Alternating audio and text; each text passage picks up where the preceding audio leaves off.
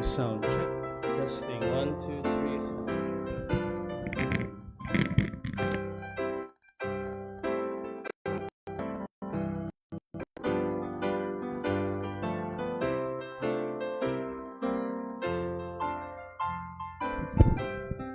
Alright, magandang hapon po muli kapatid, Amen. At once again, we are here this afternoon at tapos po namin kanina. So, mamaya po i-reconcile na lang yung bilang, no? Para may report po natin yan. Para yung ating accomplishment for this Sunday afternoon. At nakakatuwa po. Again, yan po yung ating yung ating pag-uwin ng kaluluwa every afternoon. Okay, sige po tayo mag-staying lahat and let us open in prayer. Tayo po tayo. At bukas po tayo sa panalangin. Let us pray. Heavenly Father, once again, Lord, salamat po sa presensya ng inyo pong mga anak ngayong hapon. Salamat higit sa lahat sa inyo pong presensya sa aming kalagitnaan. And as we worship you in spirit and truth this afternoon, dalayan ko po na patuloy ang inyong salita ay maging hamon sa bawat isa. Patuloy na mangusap po kayo. At ganoon din po sa mga parte ng programa ngayong hapon ay tuloy, Panginoon, na maging engagement po sa amin. Salamat po sa pag-iingat at gabay sa natapusin po na soul winning at sa mga kaluluwang tumanggap sa inyo, sa mga nabigyan po ng gospels. We pray na sila rin po ay makakilala sa inyo, Panginoon. Gamitin niyo po ang simbahan na ito, ang mission work dito po, upang patuloy na may para ng Ebanghelyo. Muli, pinupuri namin kayo pinasalamatan. Ito pong aming samo at dalangin sa pangalan po ni Jesus. Amen at amen. Alright, get your songbooks mga kapatid. Get your songbooks as we sing to the Lord this afternoon. Happy, amen? Amen. Masaya tayo ngayong hapon at nagsasama-sama. Buksan po natin ang ating songbook dito po sa song number 43. Awitin po natin, There is Power in the Blood. There is Power in the Blood. Awitin po natin, song number 43 of your songbooks, please. There is Power in Blood. Okay. Diyan na po kayo kapatid, amen? There is Power in the Blood. Dali lang. Alright, song number 43. At lakas-lakasan po natin at sigla-siglahan natin ang ating pag-awit.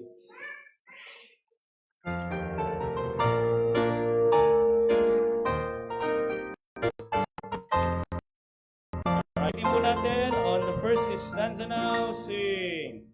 Would you be free from the burden of sin? There's power in the blood, power in the blood. Would you or rebel, victory win? There's wonderful power in the blood. There's power, wondering power in the blood of the Lamb. There's power, wondering in the precious blood of the Lamb. Number 2. Would you be free from your passion and pride?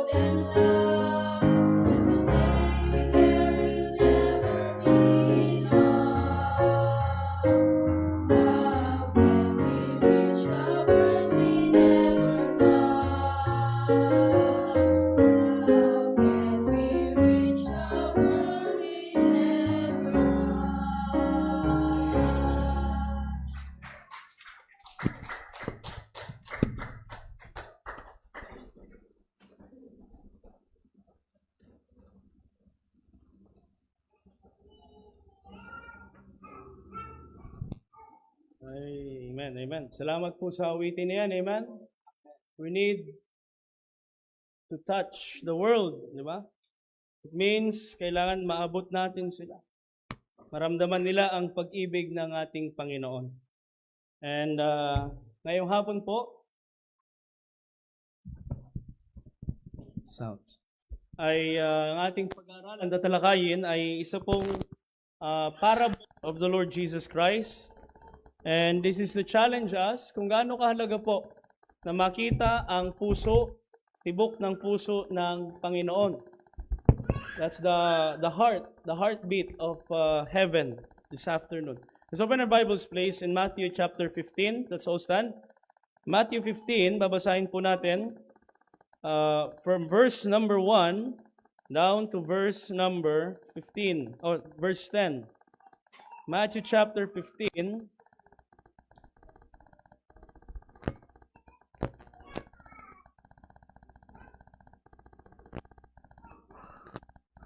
Luke. Mali ang naisulat. Luke 15. Isa kayo nyo masyado malakas yung kape. Nagkape kayo kanina? Bira na. Luke 15, ayan, sorry. Luke 15 verses 1 to 10. Ayun. Let us read the parable. Dalawang parables po ito. And maganda maunawaan natin ang mensahe po dito. Andiyan na po kayo kapatid, amen? Luke chapter 15 verses 1 to verse number 10. Let us read responsibly. Sa akin po yung 1, sa inyo yung 2, hanggang sa verse 10, sabay-sabay. Verse 1, Then drew near unto him all the publicans and sinners for to hear him.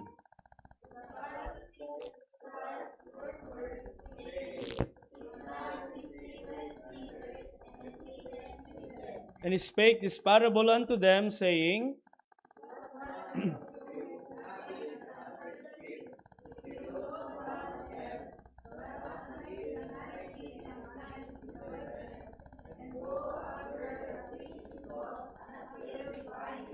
And when he had found it, he layeth it on his shoulders, rejoicing.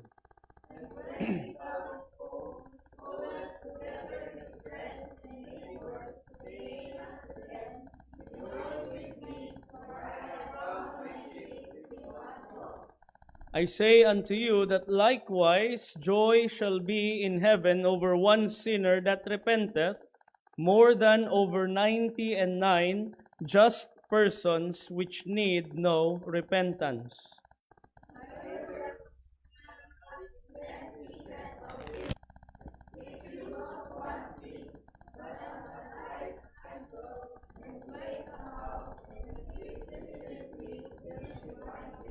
And when she had found, she calleth her friends and her neighbors together, saying, Rejoice with me, for I have found the peace which I had lost. Likewise, I say unto you, there is joy in the presence of the angels of God over one sinner that repenteth. This afternoon, we'll talk about the heartbeat of heaven. Ano ang tibok ng puso ng langit? At bakit mahalaga na makita po natin ito? Let us pray. Heavenly Father, once again, salamat po sa mga awitin namin narinig. Salamat po sa special number. Thank you, Lord, for thy words na nabasa po namin. At patuloy, Ama, na kami humihingi ng patnubay at gabay, pangunawa sa inyo po mga salita. That this message will encourage and challenge us to love what you have loved, and kung ano po yung tibok ng puso niyo, Panginoon, ay maging tibok ng puso ng gawain niyo po dito sa Santa Maria. We pray that you will speak to us. Usapin niyo po bawat sa amin, Panginoon. Paano po namin maabot ang mga kaluluwa sa aming paligid. Once again, Lord, we give you back all the glory, honor, and praises. Patawad po sa mga pag-asal at pagkukulang namin sa Panginoon ni Jesus. Amen at amen. Maaari po magsiyo po. Ito pong ating binasa sa Luke chapter number 15 ay panahon na ang Panginoong Jesucristo ay nagtuturo. He is teaching parables. Pag sinabi pong parables, it is an earthly story with a heavenly meaning. Ito'y kwento dito sa ibabaw ng lupa, mga kwento na mga nakikita natin sa ating kapaligiran, pero ang kanyang ibig sabihin ay mga bagay na makalangit o mga bagay na espiritual. Jesus talked about many parables, pero itong dalawa po na ito na parabola, mapapansin po natin, ang pinag-uusapan po dito, the focus is the joy in heaven. Okay? Yung kagalakan sa langit, kasiyahan na nakikita doon sa langit dahil sa mga taong naliligtas. Kaya nga po, kung papansinin niyo po, ang kwento po dito ay nagsimula, yung una is the parable of the lost sheep. In verse number 4, ano po sabi ng Bible? What man of you having 100 sheep, isipin niyo po, merong 100 tupa, 100 sheep, meron pong isang nawala. Merong natirang 99. Pero anong ginawa nung pastol? Iniwan yung 99 at hinanap yung isa. Naunawaan niyo ba na sa normal na kaisipan, hindi mo gagawin yan? Amen? Bakit iiwanan ko yung 99? Isa lang naman nawala. Kumbaga sa pera mo, piso lang yan. Di po ba, amen? Piso lang yan. Meron ka pang 99 pesos.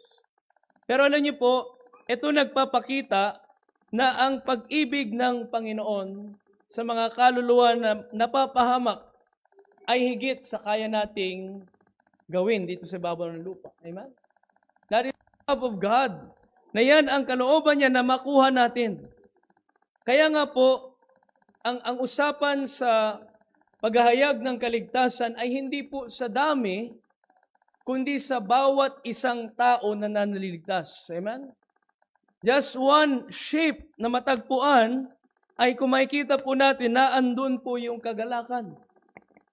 Kaya nga po ipinapakita dito na ang tibok ng puso ng Panginoon hindi sa marami, hindi sa mga mabubuti lamang, kundi higit sa lahat sa isang makasalanan. Kaya ngayong hapon po, 3 bagay papakita ko po. Number 1 that we need to see is the word compassion. Ang tanong po dyan sa verse 4, what man of you? Naunawaan niyo ba na tanong yan? Hindi yan kwento. Amen? It is not just a story, but it is asking a question. Anong tanong niya? Sino sa inyo? Naunawaan yun? Sino sa inyo ang merong 100, may nawalang isa, hahanapin niyo yung isa? Sino sa atin ang merong katulad ng pag-ibig na galing sa puso ng Diyos na hindi po nakabase lamang kung ilan ang nakararami, majority, di ba? Doon ako sa majority. No. Ang gusto ng Panginoon na makita ay naroroon yung kanyang pag-ibig kahit doon sa nag-iisang nawawala. Amen. Compassion. Compassion is love in action. Compassion is the intention to seek the lost. Yung meron tayong pagnanasa na sabi niya, what man of you, merong 100, nawala yung isa, iwanan mo yung 99, pupunta ka sa disyerto, and go after that which is lost until he find it. Amen? Yan yung sinasabi na compassion ng Panginoon na talagang intention mo. Nahanapin yung nag-iisa na yan, na nawawalang tupa na yan, at matagpuan at yan ay mailigtas. Kaya nga po, ano po yung sinabi dyan sa Luke 9 verse 10? Alam niyo po yan. Luke 19 verse 10, sorry. Kita niyo po yan, kapatid, amen?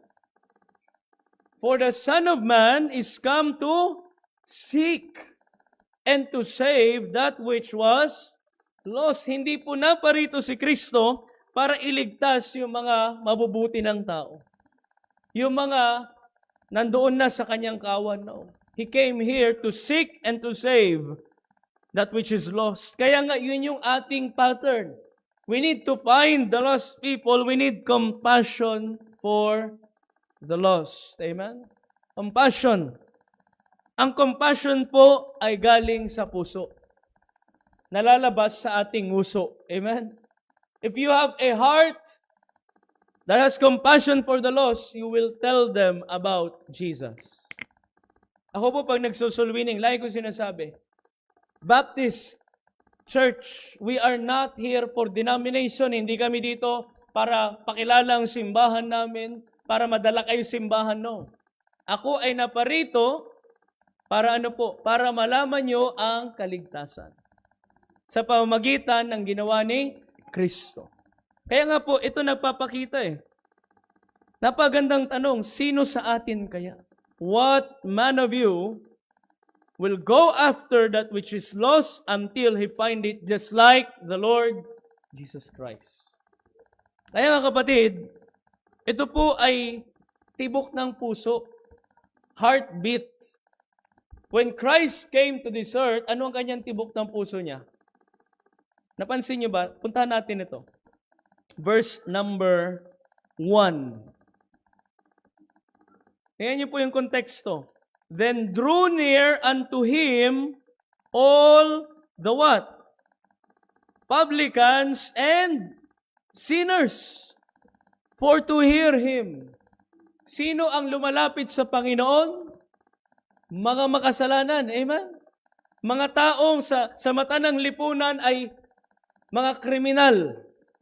Mga tao na ayaw silang tanggapin sa grupo. Bakit? Sinners. Alam niyo word na publican sa kanila? Isipin niyo, ito yung mga tax collector na mandaraya. Nangungutong ba? Nasisingilin sa'yo 10 piso, dapat lang, magkano singil? 15 pesos. Laki ng dagdag, ano? Yan yung mga publican, sila'y sikat dahil sa kanilang pangingikil. Pero ito yung mga tao na sinabi ng Biblia na lumapit sa Panginoon. Amen? Bakit? Sapagkat alam nilang kailangan nilang Panginoon. Sino naman itong sa verse number 2? And the Pharisees and scribes, ito na. Ano yung mga Pariseo? Mga abogado. Ano ba yan? Amen? And the scribes, sino yung mga scribes? Ito yung mga sumusulat ng batas. Matatalinong tao. They murmured, saying, this man receiveth sinners and eateth with them. Sila ingat na sa mata ng tao, hindi kami lalapit dyan kasi mga kriminal yan. Kami ay mga matitino. Kami ay malilinis. Amen. Meron silang ritual na ginagawa na sabi nga dito, they are washing their self. Ito mga Pharisees na ito.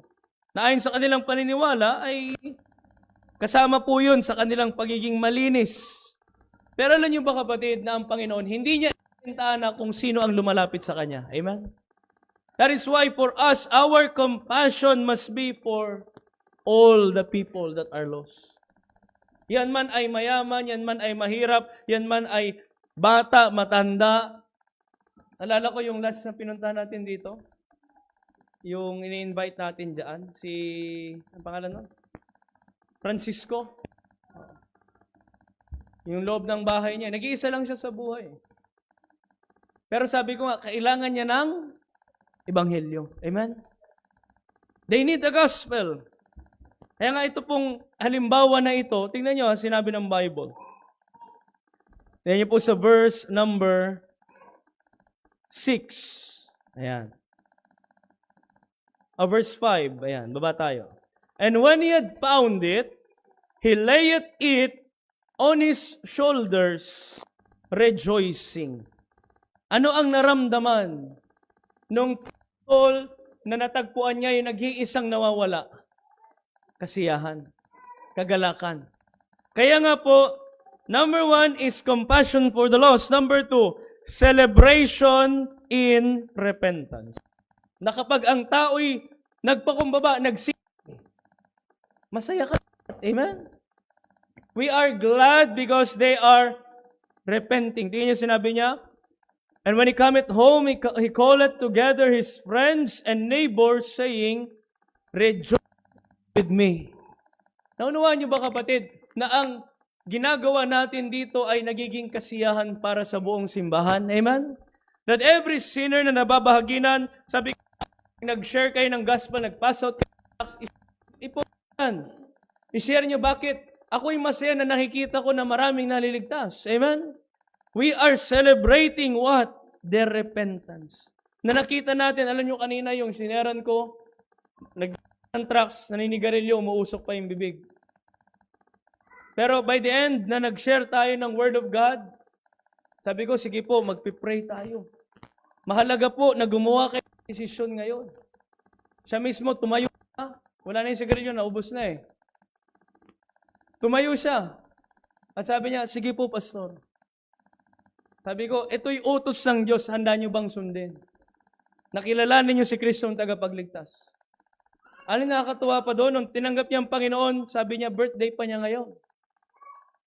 Kaya ako'y masaya, sabi ko, hindi lang ako masaya dahil birthday mo. Kasi baka may handa ka rin dyan. Dahil yung birthday mo na pinanganak ka sa mundo, ay ngayon ding araw, tinanggap mo ang Panginoon. At narinig ng Panginoon, nakita niya yung puso mo na handa kang magsisi sa iyong kasalanan. Na ikaw ay nanampalataya sa Kanya. Kaya tingnan niyo po, sa verse number 10, ano sabi niya? Likewise, I say unto you, there is joy in the presence of the angels of God over one sinner. How many sinners? One. Kaya nga po, ang simbahan, we must strive to win one sinner. Amen? Unawaan niyo yun? Kung gaano kabigat yun? Na sa bawat kaluluwang naliligtas, buong kalangitan ang nagre-rejoice.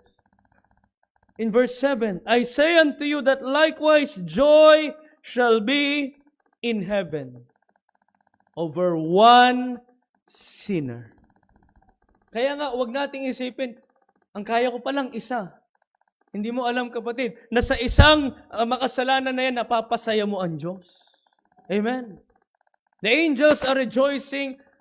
God is overjoyed in heaven. There is celebration. Tayo po, anong tawag dyan dito sa atin? Agpabunar, tama ba yan? Celebration, tama?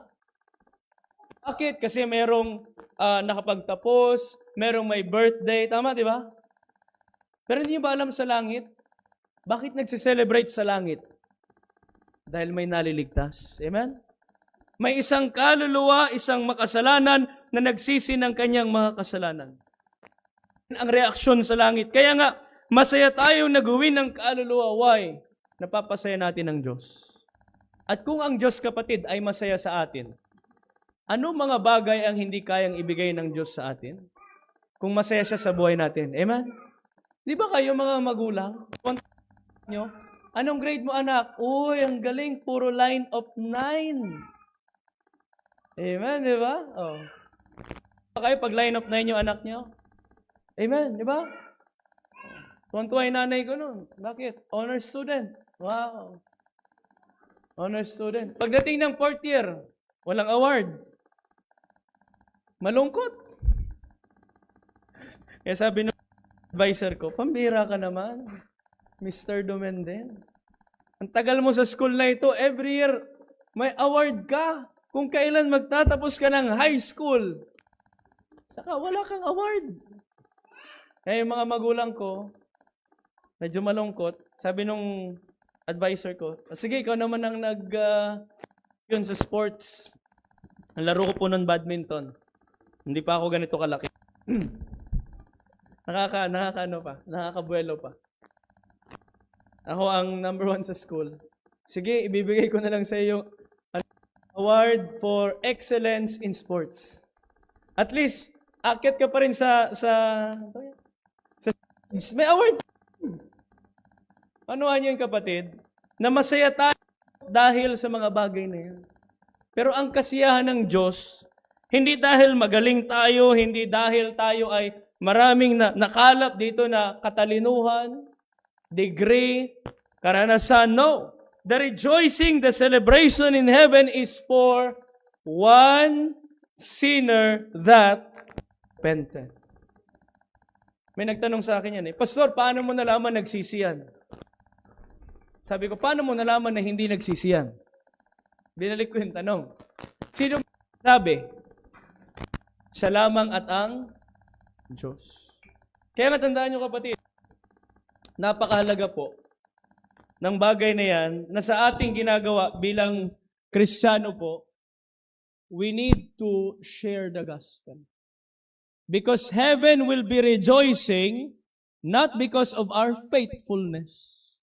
Not because you are good at singing, amen? Not because that you are good at your ministry. Pero pag may isang makasalanan na nagsisi, doon nagre-rejoice ang langit. Amen. Tandaan niyo po yan. That is the heartbeat of heaven. Yung tibok ng puso sa langit ay nag-aantay sila ng mga kaluluwa na mababahaginan natin na darating sa time that they will decide na magsisisi po ako ng kasalanan at tatanggapin ko ang Panginoon. Ano niyo ba kapatid, kahit napapalibutan tayo ng simbahan dito, ito nga lang, inapuntahan namin eh. Puro mga anong tawag yan? Mormons, okay? Latter-day Saints. Nausap namin yung isang kabataan, sabi niya, dyan daw siya nag-church, nabaptize na daw. Sabi ko, sige. Pero, ang tanong nung soul winner, ikaw po ba ay nakatitiyak? Hindi pa daw. Kasi hindi pa niya nagagawa yung dapat niyang gawin. Sabi ko, hindi yung dapat nating gawin, kundi ano yung ginawa ng Diyos. Kaya nga po makikita niyo kapatid, what we need to do is to get the heartbeat of heaven. Heaven is rejoicing, there is celebration for every sinner that repented. Dito po sa kwento sa verse 8, tignan niyo po. Meron pong kwento dyan na ang kanila pong pinag-uusapan is the coin. It is a coin. Either what woman having 10 pieces of silver. Yan po ay sa kultura nila, yung 10 pieces of silver, barya po yan, ibinibigay po yan doon sa kanilang lugar kapag sila'y ikakasal. Naunawaan niyo ba kung gaano kahalaga yon?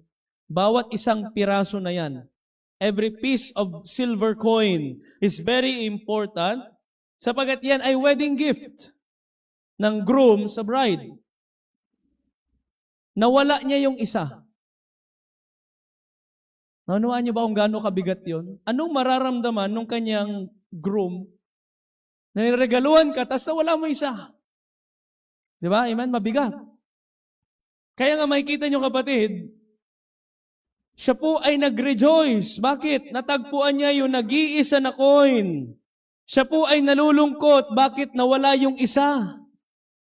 Kung gaano man nagre-rejoice ang langit dahil sa isang naliligtas, hindi niyo ba alam na nalulungkot din po ang Panginoon sa bawat isang kaluluwa na napupunta sa impyerno? Kaya nga tignan niyo po, sabi niya dito, if she lose one piece, doth not light a candle, and sweep the house, and seek diligently till she find it. Hindi lang sinabing hinanap niya, kundi masipag, masigasig niyang hinanap. And that is a challenge for the church. Amen? That we need to be diligent in seeking the sinners, the lost souls na kailangan po nating maabot. Bakit? Mahalaga sa Diyos ang bawat kaluluwa. It's not just for the record. Sabi ko, nag-record tayo dito. Ilan ang tumanggap sa Panginoon? Praise the Lord. Ilan ang naabot nating kaluluwa? Purihin ang Diyos. Pero bawat number dyan ay kaluluwa ng tao. Tandaan niyo po yan. Amen? Nakakalungkot. Maraming churches. For the record lamang, bakit? Pag nireport nila, malaki ang makukuha. Naalala ko yan eh. Doon sa Santa Cruz, may kapitbahay tayong doon, church. Adventist. Ngayon, yung katabi na bahay, may nagba-Bible study doon. Alam niyo magkano bayad pag may Bible study ka? Hindi alam magkano? Thousands. Pag regular Bible study yun, binabayaran sila. Bakit? Meron silang napupuntahan. Pero sa atin, kapatid, binabayaran ba tayo sa ating pagpapass out ng tracts? Nagpapabayad ba tayo pag nakarinig sila ng ebanghelyo? Hindi. Kaya nga, tandaan nyo kapatid, ganoon kahalaga sa Panginoon. Kapag may isang nawawala at isang napapahamak na anak na dapat maliligtas mula sa impyerno, nalulungkot din po ang Diyos. Nakita nyo sa Matthew 9, tignan nyo po. Matthew 9, verse number 36. Pwede doon sa likod, paglaruin mo siya. Yan. Matthew 9, tignan nyo po. Verse number 36. But when he saw the multitudes, he was moved with compassion on them because they fainted and were scattered abroad as sheep having no shepherd. Ganyan ang nangyari doon sa isang nawawala na tupa. Isang tupa na walang pastol, nandoon siguro siya sa isang lugar na nagugutom siya, wala siyang makain, wala siyang mainuman ng tubig, wala siyang bubong, naunawaan niyo, wala siyang proteksyon. Yan ang nakita ng Panginoon. At yan din po ang dapat na makita ng bawat simbahan at bawat anak ng Diyos. To see these people, the multitudes, they are sheep that are scattered abroad. No shepherd. Kaya nga po, yan yung makuha natin sa Panginoon. Kaya nga simbahan na ito, patuloy, hinahamon tayo na matuto tayong maibahagi ang Ebanghelyo. Why? Because it is the most or the greatest story na dapat malaman ng tao. Sa araw-araw, ang daming pinag-uusapan. Tama, di ba? Amen? Sa mga lang yung radyo, iba-ibang channel yan eh. Ang daming balita, ang daming kwento tungkol sa tao, kwento tungkol sa ating bansa. Pero ang hindi nalalaman ng tao ay yung kwento ng Panginoong Jesucristo. Gen Z. Hindi niyo ba alam na ngayong panahon na ito? Kanina, binanggit nga kanina eh. 15 years old, 14 years old, hindi nila alam kung anong ginawa ni Jesus Christ. And yet, sinasabi ang Philippines is a 90% Christian daw. Pero hindi nila kilala si Kristo. Amen? Nasa Pilipinas tayo, kapatid, wala tayo sa Amerika. Pero may mga kabataan ngayon, dito lang sa Santa Maria, na hindi nila alam kung bakit si Kristo bumaba or ang alam lang nila, pangalang Jesus Christ na nakapako dyan sa dingding. Pero hindi nila alam kung bakit. Anuhan niyo ba yun? Amen? Ganyan po kabigat ang ating pong responsibilidad. Nasabi nga ng Bible dito, kailangan nating katulad nitong babaeng ito, seeking diligently, katulad ng pastol, iniwan niya yung 99 sa disyerto, sinundan niya yung isang nawawala hanggang natagpuan niya. And nung kanyang natagpuan, binuhat niya sa kanyang mga balikat. Amen? Unawaan niyo ba kapatid, na ang trabaho ng simbahan ay patuloy na abutin ng tao hanggang sa ma-disciple siya. Hanggang siya ay matuto at isang araw yung taong yan ay makakapag-lead na rin ng iba patungo sa Panginoon. Ako nagpasalamat, merong nagbuhat sa akin. May nagturo sa akin, may nag-guide sa akin. Ano? Kaya nga po, tayo kapatid, responsibilidad natin yan. Ngayon po sa Bible, the commission to us. Diyan po sa Mark chapter 16, verse 15. Number 1 is the compassion. That's the heartbeat of heaven. Number 2 is a celebration in repentance. And number 3 is the commission for every believer.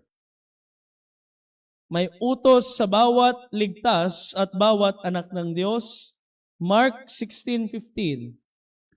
And he said unto them, Go ye into all the world and preach the gospel to every creature. The world needs the gospel. Amen? The world needs to hear, needs to know the Savior. Si Kristo lamang po ang kailangan ng mundong ito para maligtas. Sabi nila, makinig ka ngayon, sino daw ang Savior? Si Donald Trump sa Amerika. Tapos si Elon Musk. Bakit? Yung AI. Next year sa Amerika, wala na pong driver ang mga taxi nila. Next year. Wala na ring manibela, wala na ring sakay ka lang, punta sa gusto mo.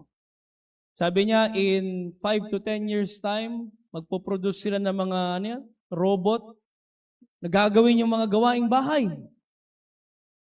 Mapapadali daw ang buhay ng tao. My goodness, sabi ko, pambira na. Yun daw ang salvation ng mundo, AI. Pakinggan niyo yung World Economic Forum di sa mundo. Ang tagapagligtas daw ng mundo ay AI. Sabi ko nga sa inyo kanina, meron ng Jesus app. Pwede mo kausapin si Jesus sa cellphone mo. Ano niyo yun, kapatid? Pero ang sabi ng Bible, what they need is the gospel. Bakit ang mundong ito lilisanin natin? Amen. Heaven and earth shall pass away. That is why, Matthew 28, the Great Commission, anong hamon sa atin ng Panginoon? What is the commission for every believer? Hindi po yung shepherd lang ang maghahanap. It is not just Jesus who will seek and to save. God's command is for the church. Ang utos niya ay humayo tayo, ipangaral natin ang ebanghelyo. Sabi niya, Matthew 28, verse number 18, and Jesus came and spake unto them, saying, all power is given unto me in heaven and in earth. Verse 19, go ye therefore and teach all nations, baptizing them in the name of the Father and of the Son and of the Holy Ghost. It is a command from the King of Kings. Amen. Utos yan ng hari natin sa langit. Utos yan para tayo po ay immobilize bilang isang simbahan na para tayong sundalo. Sabi nga po mayroong illustration Saan ka nakakita ng bumbero na kapag nakakita ng sunog, pinapanood lang? Ano niyo ba yun, kapatid? Bumbero. May sunog. Dumating, wiu, wiu, wiu. Yun pala yung sunog. Amen? Panoorin lang niya hanggang sa naubos yung bahay. Tapos nag-report na siya. Naunawaan niyo ba, kapatid, na ang ating challenge ay nasusunog po ang mga tao patungo sa impyerno. Amen? And our purpose is to pull them out of the fire. It is a command to every believer. Ano ang parte natin sa utos na ito? Hindi man lahat tayo tinawag sa world missions. Amen? Alam ko po, just for example, alam ko si Sir Arthur, namimiss niya po yung kanyang anak. Pero tinawag sa ibang lugar. Vietnam. Ngayon, nakapiling na ng Panginoon. Hindi man tayo makarating sa ganung lugar. Amen? But we can support other missions. Amen? Hindi man natin magawa yung ginagawa nila sa ibang lugar. But we can do our own responsibility kung nasaan tayo. Just, anong sinabi ko sa inyo? Paano mapasaya ang Diyos? One sinner. Imagine yun, one sinner. Yan yung tibok ng puso ng Diyos, one sinner. Sipin mo lang, magsip ka, sino kaya yung one sinner na yan? Na pwede ko ipag-pray. Alam ko na hindi paligtas yung taong yan. Alam ko yung kasama ko lagi ay maybe naniniwala sa Diyos but wala siyang alam sa gospel. Amen? Who is that one sinner na iniutos sa'yo ng Diyos na mission field mo? Every heart without Christ is a mission field. Unawaan niyo yung kapatid? Bawat tao na ang puso niya ay wala pang Kristo, mission field yan. And every believer who has Christ is a missionary. Kaya lahat tayo, kinoconsider ko kayong lahat na misyonaryo. Ako lang po ay pinadala dito to preach the gospel, to lead this mission work, but every believer ay kasama sa komisyon ng Diyos. Go ye! Sinong kausap niya? Ang simbahan. Ano ang simbahan? Grupo, kalipunan ng mga taong ligtas, nabautismohan, at nagkakaisa sa tagubilin ng Diyos. That is the church. Kaya kapatid, tandaan niyo po, the commission is God's command. Kapag hindi po natin ginawa, walang silbi lahat ng ginawa ng Panginoon. Sayang po ang sakripisyo ni Kristo kung wala ring mga ngaral tungkol kay Kristo. Tingnan niyo po, dito tayo maglalanding ngayong hapon. The book of Jude. Napakaganda nito eh. Jude. Bahala kayo kung anong chapter. Kasi isa lang po chapter niyan. Chapter 1. Jude. Verse number 22. Ano sabi ng Bible? And of some have compassion, making a difference, and others save with fear, pulling them out of the fire. Nakita niyo yun, kapatid, amen?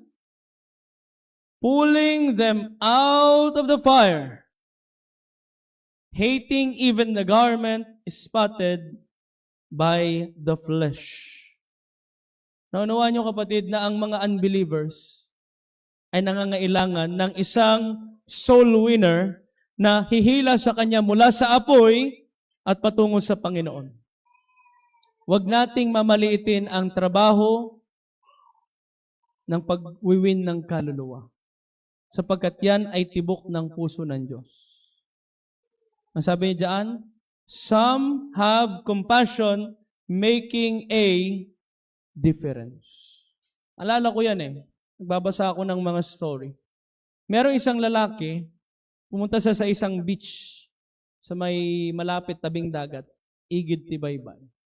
Nakita niya, dahil nag-low tide, ang daming naiwan na starfish. Alam niyo yung starfish? Star na fish. Starfish. Yung starfish, nandun nakakalat. Tabing dagat. Yung alon, nandun malayo. So, ang ginawa niya, naglalakad siya, nakita niya may starfish yan. Dinampot niya. Pag yun po ay nabilad sa araw ng matagal, mamamatay. Madidehydrate, di ba? Kasi fish yun eh. Amen? So, dinampot niya yung isa, binato niya dun sa dagat. Lakad na naman siya. Put niya isa. Lakad na naman. Dampot. May nakakita sa kanya, nandun, nanonood. Lumapit siya. Sabi niya, hindi mo ba alam kung gaano karami yan? Tignan mo, halos 1 kilometro yan. Sabi niya, sa tingin mo ba, kumbaga, magagawa mo ba yan? Sabi niya, hindi ko man magawa, maubos yan. Ito, sabi niya, ninampot niya isa, tingnan mo. Ayun, at least may nagawa ko para doon. Nagas yung kapatid, eh na. Just one. At least, you make a difference to one soul. To one sinner. Nasabi niya dito, we can make a difference kung makukuha natin yung heartbeat ng Diyos. Kaya nga, ang gawain po dito, dapat hindi magbago ang tibok ng puso. To have that heartbeat for souls to be saved, souls to hear the gospel. Kasi pag nawala na po yan, wala na rin pong purpose ang church. A church without the heartbeat of heaven is pag wala ng heartbeat, ano na? Patay na simbahan. Pag wala ng tibok ng puso. Parang yung sa ECG. Tama, di ba? Nakarinig kayo? Paano pag ang tawag doon? Flatline. Wala nang heartbeat. So what we need is the heartbeat of God. Amen? For souls. Yan yung ipag-pray natin, Lord, give me a heartbeat na galing sa iyo. Magkaroon ako ng compassion. Magkaroon ako ng kasiyahan na merong nagsisisi, merong nababago. Eh, tanong kapatid, kung hindi tayo tumanggap at hindi tayo nakakilala sa Panginoon, hindi tayo nagsisi ng kasalanan, ano ang buhay natin ngayon? Amen? Nasaan tayo pare-parehas? Kaya nga po, number 3, we need to obey the commission. Commission is the mission. Ano niyo ba yan? Mission. We need to win souls. We need to have compassion. Sabi niya, pulling them out of the fire. Pulling them out of the fire. Tandaan niyo po yan. Kaya ngayong hapon, kapatid, maganda yan, sa araw-araw, ito po, manalangin tayo na may maliligtas. I need you to partner with me. Na manalangin, Panginoon, sa araw na ito, I pray that merong maliligtas na kaluluwa. Panginoon, may tracks ako dito, maabutan ko, basahin niya. Panginoon, kung may pagkakataon, itong si pangalanan niyo. Diba? Amen? Pangalanan niyo. Tama yung sabi kanina eh. Ang panalangin is very powerful. Pangalanan niyo, si ganito po ay gusto ko po na makakilala sa inyo, Panginoon. Hindi mo alam ang Diyos magdadala doon. Ang gawain po dito is by prayer. Alam ko si Ma'am Loida, nag-pray yan. Doon pa lang sa Taiwan. Tama, Ma'am, ano? Oh, na magkaroon ng gawain Santa Maria. Kaya nilipat tayo dito eh. Sabi niya, ang pinag-pray daw niya, hindi gawain sa Burgos. Gawain sa Santa Maria. Oh, di ba? Sino magsasabi? At ngayon, dito sa ating paligid, di ba? Kanina nga eh, Brad Marvin, sabi ko, ito ang komisyon ng Diyos sa'yo. Yung mga nagbibingo dyan, bigyan mo ng tracts. Nagalit yung matanda. Binibigyan niyo yung apo. Huwag mong bibigyan yung batang yan. Nagalit sa'yo, no? Mabait pa yung bata. O sige lang. At least, di ba? Oo. Sa susunod, anong gagawin mo? Bigyan mo ulit. Amen? Oo. Lalo nyo kapatid, mga tao ganyan, i-reject nila. Pero darating ang isang time, haharap sila sa Diyos. Mas mahal nila yung baraha kaysa yung trucks niya. Kasi yung 100 niya, walang pera eh. 100% nakalagay eh. Eh yung barahan nila, may 100 pesos yon. Pero ano yung kagalakan natin? Pag sila'y nakapakinig. Amen? Pag sila'y talagang na-convert. So remember kapatid, pray, reach out, share your, ito po the best. Kung nahirapan pa kayo mag-witness, ikwento nyo kung paano nyo tinanggap ang Panginoon. Oh, very simple. Alam mo, friend ba tawag nyo? Alam mo, sis, alam mo, mare, wag naman, lalaki kami, mare ka dyan. Alam mo, mare. Alam mo, pare. Di ba? Kwento mo, alam mo, nung nakilala kong Panginoon, tinanggap ko siyang tagapagligtas. Nabago yung buhay ko. Nag-aaral na ako ng Biblia ngayon. O, di ba? That's a good introduction. So, bigyan natin kasiyahan ng langit. Amen? Let us make heaven rejoice, one sinner, one soul at a time. So, let's be part of winning souls. Tayo po yung mag-staying lahat. Manalangin po tayo. Let us pray. Heavenly Father, we thank you once again for thy word. Thank you for these parables. The lost sheep, the lost coin. Salamat, Panginoon, na pinakita ninyo ang totoong celebration, rejoicing, kagalakan sa langit ay sa bawat isang makasalanang nagsisisi at tumatanggap sa inyo. Tulungan niyo po ang bawat anak ninyo, especially the members of this church, na magkaroon, mag-ibig sa kaluluwa. Kapag abot, Panginoon, mga tao na nangangailangan po sa inyo. Maybe there are some mga kaibigan namin, kamag-anakan pa namin, na kailangan makapakinig din yung salita. Tulungan niyo po kami, Panginoon. Mahalin po sila kung paano niyo po sila minahal. At maging masipag na saliksikin, hanapin ang mga taong ito na inyong iniibig, Panginoon. Usapin niyo pong bawat anak niyo ngayong hapon. Ito pong aming dalangin sa ngalan po ni Jesus. Amen at amen. Let's come to the altar, brethren. Let's come to God this afternoon. Let us decide to follow Jesus. Let's make a decision to obey the commission. At patuloy ang tibok ng ating puso ay katulad ng sa Panginoon.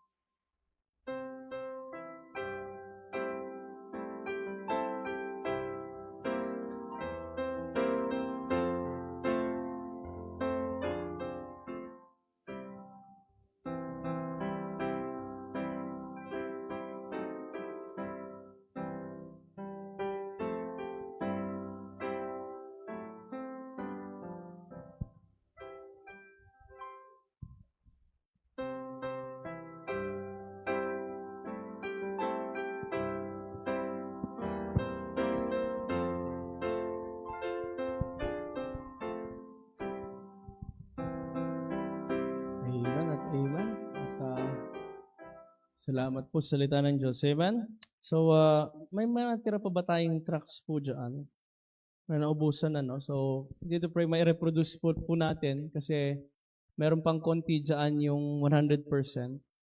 So, ang mangyari is lalagyan pa natin ng address sa likod. Then, we can reproduce yung sinasabi ko. By February po, mapalitan natin. At least dun sa bagong tracks, nakaprint na lahat doon. Hindi na natin didikitan. Opo. Pag-pray niyo po yung provision para dyan. May mga available kayo na mga printer pa po. Pwede tayo mag-print, no? So, dagdagan natin yung ating production ng tracks. Sabi ko nga, para maipakilala ang Panginoong Jesucristo kung nasaan tayo mismo, no? So, pray for that, kapatid. And sa mga nasa online din, if you want to be a part of this ministry, ay patuloy niyo kami pag-pray, ano? Sige po, tawagin natin ushers. Pagkapanan natin ating pagbibigay bago po tayo magwawakas sa ating pananambahan. Sige po. At continue to pray again for our needs.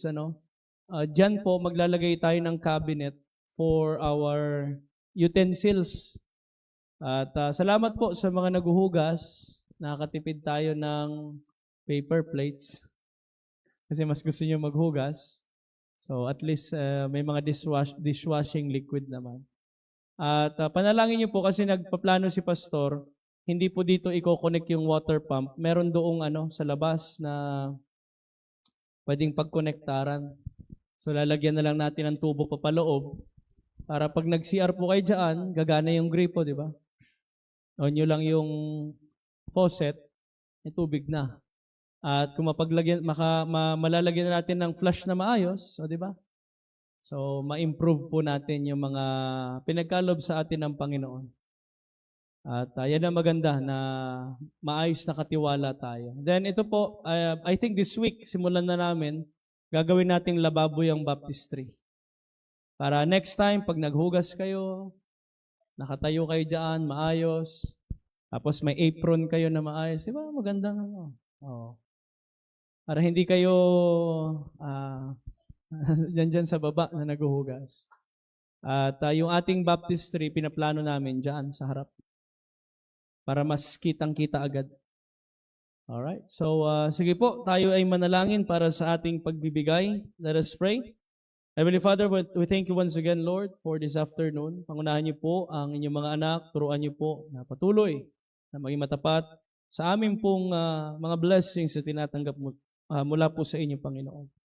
Turuan niyo po kami na maging kabahagi sa inyo pong ministry at mahalin po namin yung gawain and patuloy provide niyo nga po ang pangailangan sa bawat pamilya, may mga needs po financially, at suportahan niyo po at pagkaloob, Panginoon, upang patuloy na ang bawat isa rin po ay maging kabahagi sa inyong gawain. I-bless niyo po mga trabaho po nila, mga source of income businesses, at kayo nga po, O Diyos, ang manguna at magbigay ng wisdom po sa kanila. Muli, Panginoon, binabalik na yung pasalamat sa inyo sa pangalan po ni Jesus. Amen at amen. Amen. God bless you all sa ating pagbibigay.